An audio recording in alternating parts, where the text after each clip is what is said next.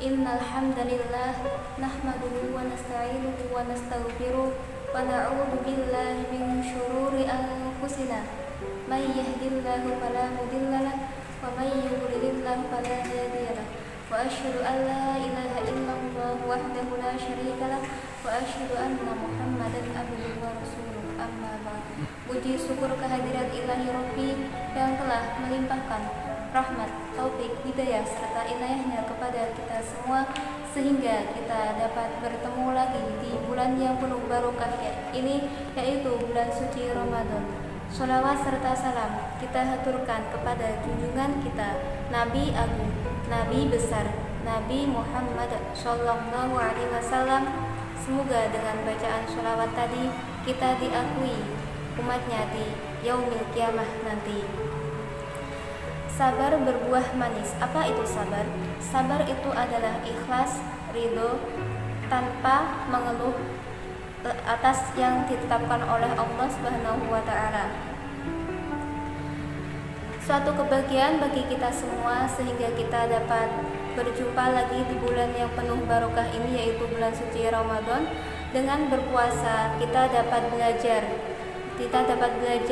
dan mengasah kesabaran kita, seperti yang difirmankan di dalam Al-Quran, yaitu surat Al-Baqarah ayat 153. Bismillahirrahmanirrahim. Ya ayyuhalladzina amanu ista'inu bis-sabri was-shalah innallaha ma'as sabirin. Maksud dari ayat tersebut yaitu adalah Allah selalu bersama kepada orang-orang yang bersabar. Tentunya tidak mudah untuk mencapai tingkatan itu, seperti yang kita lihat dalam arti sabar itu sendiri. Sabar yaitu menahan. Ketika kita berpuasa, kita menahan dari rasa dahaga, kita menahan lapar, dan kita menahan hawa nafsu kita. Itu yang sesungguhnya apa yang telah kita lakukan itu adalah untuk mengasah kesabaran kita. Jika kita berkaca dari kisah Nabi Yusuf alaihissalam, di dalam Al-Quran ada tiga jenis kesabaran yang harus kita asah.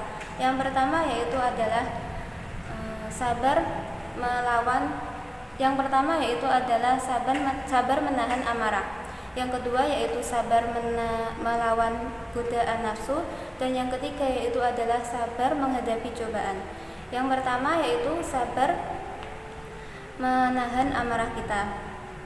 Seperti dalam cerita Nabi Yusuf, ketika beliau pernah dibuang oleh saudara-saudaranya, dan ketika beliau sudah menjadi orang besar, saudaranya datang kepada beliau untuk meminta maaf. Apa yang beliau lakukan?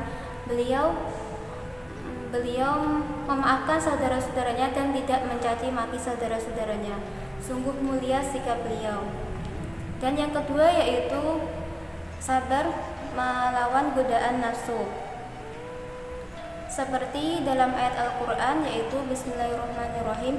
Wa rawadasullati wa fi baitiha an nafsihi wa ghallaqatil abwab wa qalat sayyidalat qala ma'adallahi innahu rabbi ahsana mathwaya innahu la yuflihuz zalimun.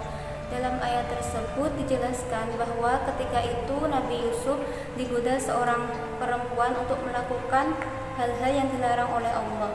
Apa yang Nabi Yusuf lakukan? Beliau berlindung kepada Allah dan beliau menghindar dari perkara itu. Kemudian yang ketiga yaitu sabar menghadapi cobaan. Ada suatu cerita ketika ada seorang raja yang mengalami mimpi, kemudian mimpinya ditakwil oleh Nabi Yusuf. Yang dalam takwilan tersebut mereka disuruh bercocok tanam di 7 tahun secara berturut-turut. Kemudian hasil dari cocok tanam tersebut disimpan di dalam gudang ataupun dibiarkan di dalam tangkainya. Kemudian tahun berikutnya terjadi tahun yang sangat sulit, yaitu tidak ada hujan dan tidak ada makanan.